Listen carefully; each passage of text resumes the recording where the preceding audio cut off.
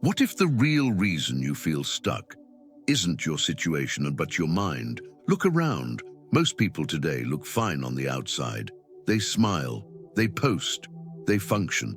But internally, they're exhausted, distracted, emotionally unstable, quietly losing battles no one else can see. We chase comfort, we scroll to escape, we avoid pain at all costs, and then we wonder why we feel weak. Here's the hard truth. Comfort is not protecting you. It's softening you, slowly, silently. While struggle, the kind you don't post about, is where mental power is forged. Centuries before social media, before self-help trends, before modern psychology, the Stoics understood something brutal. You cannot control the world, but you can train the mind that faces it, and that changes everything. In this video, I'm going to break down 8 brutal Stoic laws that will rewire how you think, react, and move through chaos. These are not soft affirmations. These are mental weapons, forged in war, exile, betrayal, loss, and still painfully relevant today. But listen carefully. This is not background noise. This is not a quick motivation fix. If you half-watch this, you'll miss what could change your life. Stay locked in. Each law builds on the last, and by the end, you won't just understand Stoicism, you'll feel different. Before we break these laws down, understand this.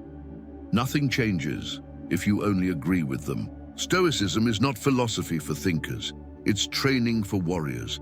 These laws will challenge your ego. They will confront your excuses. They will expose where you've been weak.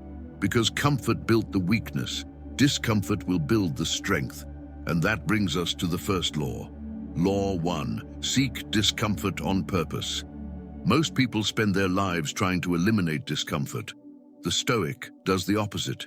He walks toward it, not because he enjoys suffering, but because he understands something most people never learn.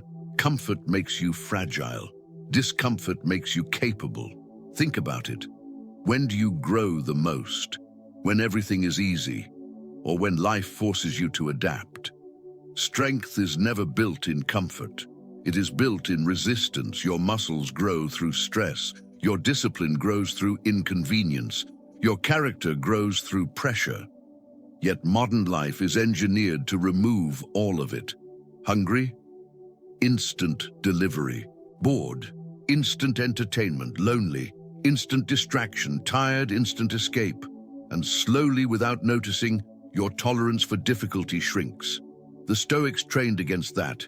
They practiced voluntary discomfort, not as punishment, but as preparation. Cold water, simple food, silence, manual labor, hard conversations, not because they had to, because they chose to. And that choice changed everything. When you choose discomfort, you send a message to your mind. I am not controlled by preference. That's power. When you wake up early instead of sleeping in, when you train while tired, when you sit with boredom instead of numbing it, when you say what needs to be said instead of avoiding it, you are strengthening something invisible, your will, and your will is your weapon. Here's the brutal truth. If small discomfort breaks you, real adversity will destroy you. Life will test you. Loss will come, rejection will come, uncertainty will come. You don't get to choose if storms arrive, but you do get to choose whether you've trained for them. Discomfort is not your enemy. It's your sparring partner. It hits you, but it teaches you how to stand. From now on, stop asking, how can I make this easier? Start asking, how can I make myself stronger? Take cold showers. Train when you don't feel like it. Fast from distraction. Have the difficult conversation. Sit alone without reaching for your phone, not for aesthetics, not for social media, for mental armor. Because the moment you stop running from discomfort is the moment you stop being controlled by it. Choose one hard thing today. Do it without negotiation. That's how unbreakable minds are built. Law 2 is even more brutal. It's not about discomfort outside of you. It's about the chaos inside you. Let's continue. Law 2, master your emotional response. You can endure cold water.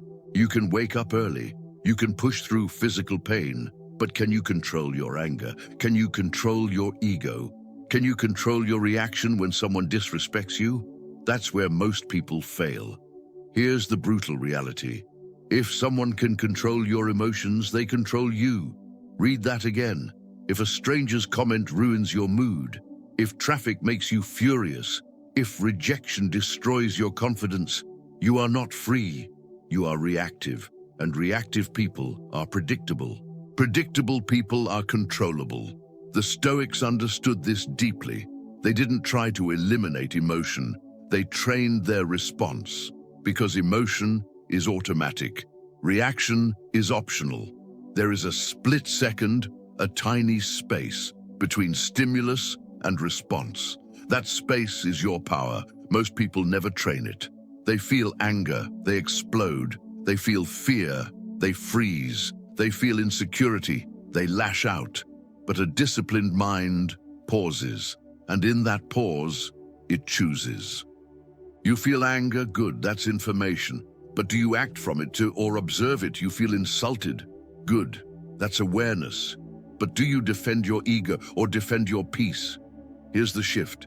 Instead of saying, he made me angry, say, I chose anger.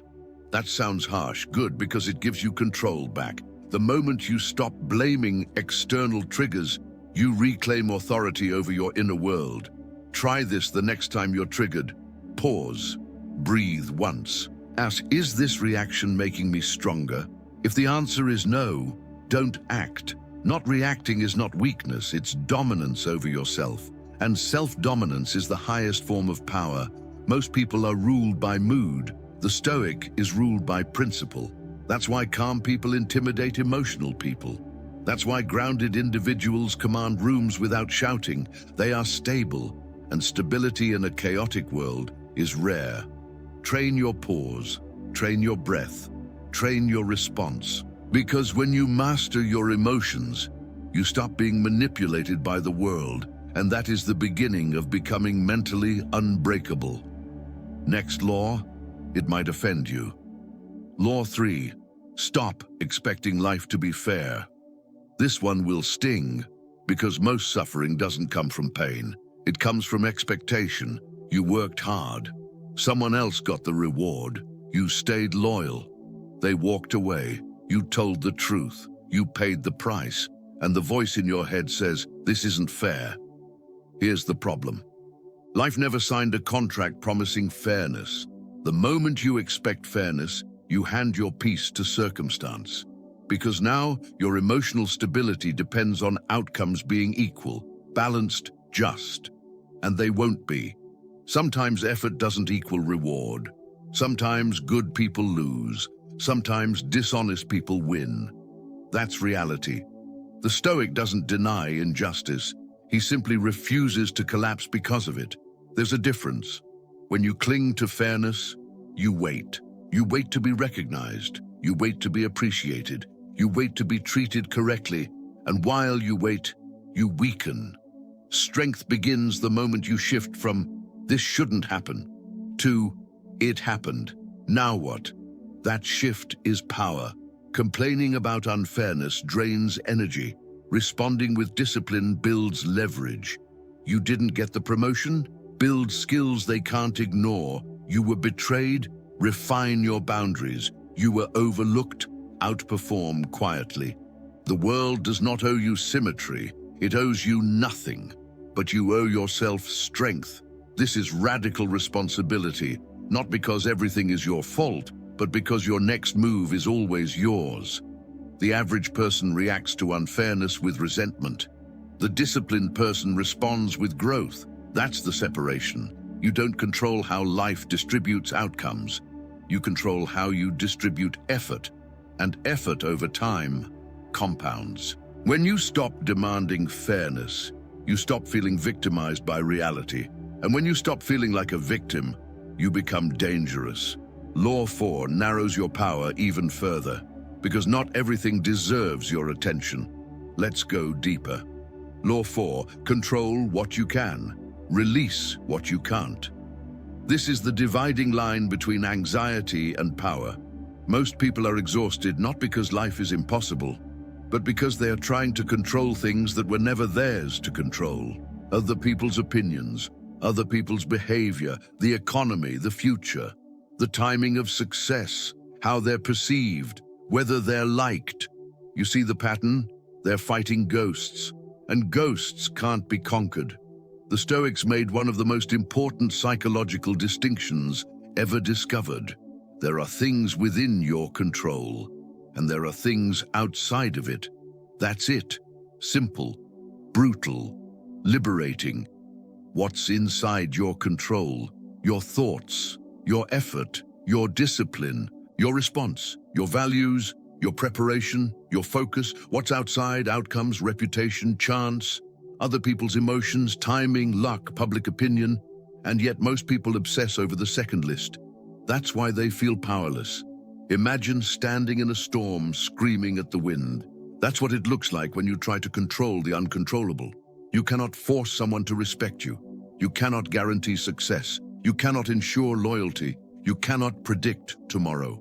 But you can control how prepared you are, how disciplined you are, how calm you remain, how consistently you act. That's your battlefield. Here's the trap. When you attach your peace to outcomes, you become fragile. If it works out, you're happy. If it doesn't, you collapse. That's instability. The Stoic approach is different. You detach from the result and attach to the action. You focus on execution. You measure yourself by effort, not applause. You judge your day not by what you received, but by how you showed up. This creates internal stability, and stability creates confidence. Here's a practical shift. The next time you feel stress rising, ask, is this within my control? If the answer is yes, act immediately. If the answer is no, release it immediately. No rumination, no spiraling, no overthinking. Act or release. That's it. But let's go deeper. Why do people cling to what they can't control? Because uncertainty scares them. Trying to control outcomes feels like safety, but it's false safety. Real safety comes from competence. When you train yourself to focus only on what you control, something powerful happens. Your mind becomes quieter. You stop wasting energy on imagined futures. You stop replaying conversations. You stop trying to manage perceptions. You redirect all that energy into growth. And growth compounds. Imagine two people. One spends the year worrying about being judged. The other spends the year sharpening skills. Who wins long term? Control your preparation. Control your attitude. Control your effort. Release the rest. That's mental efficiency. That's psychological maturity. That's why Stoic thinkers remained composed in chaos. They didn't try to bend the world. They fortified themselves. When you truly internalize this law, you become hard to destabilize. Bad news comes, you adjust. Criticism comes, you evaluate calmly. Uncertainty appears, you prepare instead of panic. Because you understand something most people never learn. You don't need control over everything. You only need control over yourself. And when you master that, you stop feeling powerless. Law 5 will push this even further, because controlling yourself requires training, and training requires hardship. Let's go there. Law 5. Practice. Voluntary hardship. If you only grow when life forces you to, you're already behind. The Stoics didn't wait for crisis to build strength. They trained before the storm arrived. That's the difference. Most people build resilience reactively. The Stoic builds it proactively. And the method is simple. Choose hardship on purpose, not extreme, not reckless, intentional. Because when you choose discomfort, you teach your nervous system something powerful. I can handle this. Modern life removes friction. Food is instant. Entertainment is endless. Comfort is constant. Convenience is automatic. And slowly, without realizing it, your tolerance for difficulty shrinks. You become sensitive to minor inconvenience, irritated by delay, disturbed by boredom, uncomfortable with silence. That's not strength, that's dependency. Voluntary hardship breaks dependency. It builds independence. Think about it. If you can't handle hunger for a few hours, how will you handle financial instability? If you can't handle being alone without distraction, how will you handle loss? If you can't handle physical fatigue, how will you handle real adversity? Small discomfort today prevents collapse tomorrow. That's the logic. This isn't about self-punishment, it's about self-conditioning. You are teaching your mind not to panic when comfort disappears. Here's what voluntary hardship looks like: taking cold showers to train discipline over preference, fasting occasionally to build control over impulses, waking up early to strengthen willpower, saying no to indulgence even when you can afford it, spending time alone without noise or validation. Each of these sends a message: I am not controlled by comfort. And that message rewires you. Here's what most people don't understand. Hardship builds confidence faster than success does, because confidence isn't built from praise.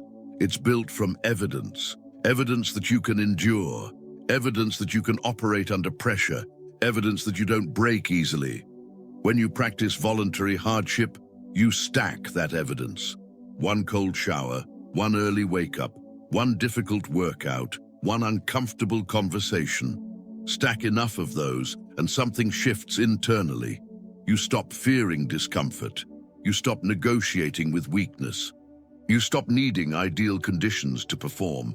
And that's dangerous in the best way, because now you don't wait to feel ready. You act regardless. Here's the deeper layer. When hardship comes unexpectedly, and it will, it no longer feels foreign. It feels familiar. You've been here before. You've trained here before. You've endured here before. That familiarity removes panic, and panic is what destroys most people. Voluntary hardship builds calm under stress, and calm under stress builds leaders. Ask yourself this: are you building resilience, or are you building dependency on comfort? Because life will eventually remove something from you. Time, money, status, relationships, certainty. If your strength depends on those things, you collapse. If your strength depends on discipline, you adapt. Choose one form of controlled hardship this week, not to prove something to others, to prove something to yourself, that you are not fragile, that you are not soft, that you can endure without breaking. That's how you become mentally unbreakable. Law 6 shifts the focus again. Because strength isn't just about enduring, it's about detaching from outcomes. And that's where most people lose their edge. Law 6, detach from outcomes, commit to the process. This is where most people sabotage themselves. They work hard, but only if they see results quickly. They commit, but only if validation follows. They try, but only if success feels guaranteed. That's not discipline, that's conditional effort, and conditional effort creates fragile minds. The Stoic approach is different. You do the work because it is yours to do, not because it guarantees applause, not because it promises a reward, not because it ensures recognition, but because the action itself builds you. Here's the trap of outcome obsession. When your peace depends on results, you live in constant tension. If you win, you feel worthy. If you lose, you feel inadequate. If it works, you're confident. If it fails, you collapse. That's emotional gambling, and gambling is not strength. Results are influenced by too many variables: timing, market shifts, other people's decisions, luck, circumstance. You don't control those. But you control your preparation, you control your repetition, you control your effort. That's the only stable foundation. Imagine two athletes. One trains to win trophies. The other trains to master the craft. Who lasts longer? The first one quits when trophies stop coming. The second one continues because the training itself is fulfilling. That's the difference. When you fall in love with the process, you always win. because every repetition sharpens you. Even failure becomes data, even setbacks become feedback. You stop asking, did I succeed? You start asking, did I execute with discipline? That shift changes everything.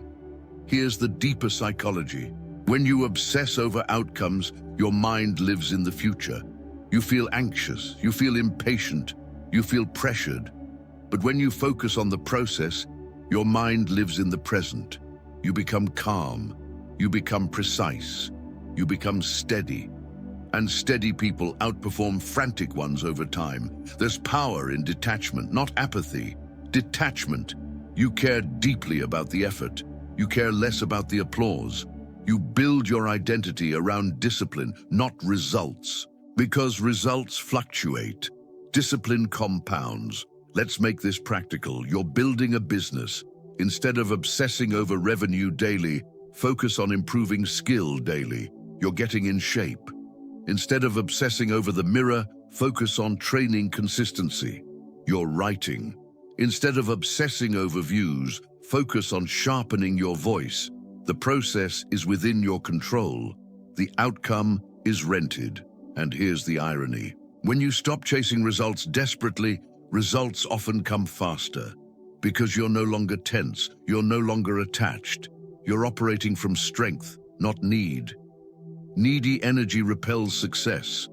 Grounded effort attracts it. Tie your identity to showing up, not to winning.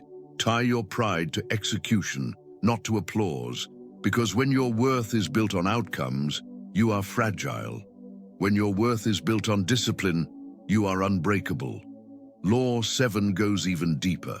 Because there is one reality that removes all illusions, and most people avoid thinking about it. But the Stoics did the opposite. Let's confront it. Law 7, remember you will die. This is not morbid, it's clarifying. Most people live as if time is infinite. They delay the hard conversation. They postpone the dream. They tolerate the mediocre relationship. They keep saying, I'll start next week. But next week is not guaranteed. The Stoics trained with one brutal reminder. You are temporary, and so is everyone else. That awareness changes how you move. When you remember death, you stop wasting time on trivial arguments. You stop scrolling for hours. You stop postponing what matters. You stop living half-committed, because suddenly time feels valuable, not abundant. Here's the truth. You don't know how many mornings you have left. That's not fear-based thinking.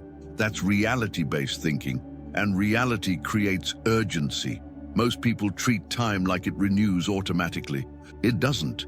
Every day spent in distraction is unrecoverable. Every opportunity avoided out of fear is unrecoverable. Every year lived below your potential is unrecoverable. When you deeply accept that your life is limited, something shifts. You become sharper, more direct, more intentional. You forgive faster. You speak more honestly. You act sooner. Because you understand something powerful. The cost of hesitation is life itself. This awareness eliminates pettiness. Is that argument worth your limited time? Is that resentment worth your limited energy? Is that fear worth your limited years? When you zoom out, most of what stresses you becomes small. Not irrelevant. Small. You realize that impressing strangers doesn't matter. Delaying growth doesn't make sense. Waiting for perfect conditions is foolish. Time is not waiting. Here's the paradox. When you confront mortality, you feel more alive. You stop drifting. You stop numbing. You stop playing small. You start choosing intentionally. You wake up with urgency. You move with clarity. You stop fearing failure. Because the greater failure is wasting your life. If you truly believed your time was short, what would change? What would you stop tolerating? What would you start pursuing? Who would you forgive? What would you build? The Stoics used this reflection not to create anxiety, but to create alignment. Alignment with values. Alignment with purpose. Alignment with action. When you live with the awareness that you could leave this world at any time, you stop acting like you have infinite chances. You start living deliberately. You stop waiting to become strong. You become strong now, because there may not be a later. And that urgency, when balanced with discipline, creates momentum. You don't rush recklessly. You move decisively. And decisive people don't drift through life. They shape it. Law 8 will tie everything together. Because strength without virtue becomes hollow. And the Stoic path demands more than toughness. It demands integrity. Let's finish strong. Law 8. Live by virtue, not validation. This is the final separation. This is where most people fail, because it's easier to be liked than to be principled. It's easier to perform than to be honest. It's easier to chase approval than to stand alone. But the Stoic does not live for applause. The Stoic lives for alignment. Alignment between thought, action, and values. Here's the uncomfortable truth. If your behavior changes based on who's watching, you are not free. If you only do the right thing when it's rewarded, you are not strong. If your confidence collapses when praise disappears, you are not grounded. Validation is unstable. Likes disappear. Praise fades. Attention moves on. If your identity is built on external approval, it will eventually collapse. Virtue doesn't. Virtue is internal. It doesn't require witnesses. It doesn't need recognition. It doesn't depend on trends. It's who you are when no one is watching. That's why the Stoics placed virtue above everything else. Not success, not status, not comfort, not popularity. Virtue, because virtue cannot be taken from you. You can lose money, you can lose position, you can lose reputation, but you cannot lose your character unless you give it away. That's real power. Living by virtue means you tell the truth even when it costs you. You keep your word even when it's inconvenient. You do the work even when no one applauds. You choose restraint when indulgence is available. You act with integrity even when shortcuts are tempting. This is not weakness. This is discipline at the highest level. Here's the paradox most people miss. When you stop chasing approval, you often gain respect, because people can feel authenticity. They can sense when someone isn't performing. A person who doesn't need validation moves differently. They're calm, they're grounded, they're consistent. They don't explain themselves constantly. They don't posture. They don't beg to be understood. They stand. And standing quietly is intimidating in a world addicted to noise. But let's be clear, this path is lonely at times. Choosing virtue over popularity means you won't always fit in. You'll disappoint people who benefited from your compliance. You'll lose approval from those who wanted you weaker. Good. That's the cost of integrity, and it's worth paying. Because once you build an identity rooted in values, you become unshakable. Criticism doesn't destroy you. Praise doesn't inflate you. Failure doesn't define you. Success doesn't own you. You move with inner authority. You respect yourself. And self-respect is the foundation of mental strength. Ask yourself this. Would you still do the right thing if no one ever knew? That question reveals everything. Because when you live by virtue, you no longer need the crowd. And when you no longer need the crowd, you become free. This is the Stoic endgame. Not dominance over others, mastery over yourself. And now, you're ready for the final escalation. Because knowing the laws is not enough. You must become the kind of person who lives them. Let's seal it. If you've made it this far, something inside you is already changing. You're not just listening, you're recognizing yourself, because these laws aren't information, they're a mirror. You've seen where comfort made you soft. You've seen where emotion ruled you. You've seen where you expected fairness, where you tried to control the uncontrollable, where you avoided hardship, where you chased results, where you postponed life, where you needed approval. Awareness is the first fracture in weakness. But here's the truth. Understanding these laws means nothing if you don't embody them. Stoicism is not something you agree with. It's something you practice daily, quietly, relentlessly. This is where the identity shift happens. You stop saying, I'm trying to be disciplined. You start saying, I am disciplined. You stop saying, I hope I become stronger. You start saying, I train my strength. You stop reacting like a victim of circumstances. You start responding like the architect of your character. This is the line, and you either cross it or you stay where you've always been. Crossing it means this: you choose discomfort on purpose. You pause before reacting. You release the need for fairness. You focus only on what you control. You practice hardship. You detach from outcomes. You remember your time is limited. You live by principle, not applause. Not sometimes. Not when it's convenient. Every day. Because being mentally unbreakable is not a mood. It's a standard. The world will still test you. You will still feel anger. You will still face loss. You will still experience uncertainty. But now, you are trained. You are aware. You are deliberate. You don't collapse under pressure. You adjust. You don't panic in chaos. You center. You don't beg for validation. You act with integrity. That's the difference. Most people want to feel strong. Very few are willing to train for strength. Most people want results. Very few are willing to detach from them. Most people want recognition. Very few are willing to stand alone. Decide who you are right now, not tomorrow, not when it's easier, now. Because this isn't about becoming perfect. It's about becoming stable, grounded, disciplined, unshakable from within. And here's the quiet truth. You don't need applause to walk this path. You don't need everyone to understand you. You don't need permission. You just need commitment. So from this moment forward, carry this identity. You are not chasing strength. You are building it.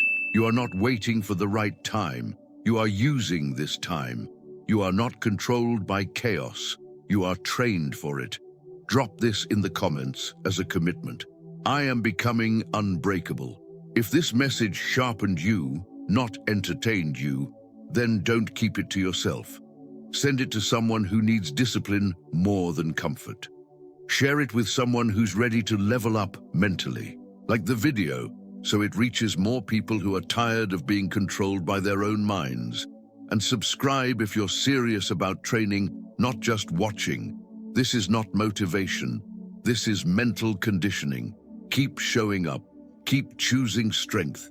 Keep reinforcing your character. And don't stop until your mind becomes your greatest weapon.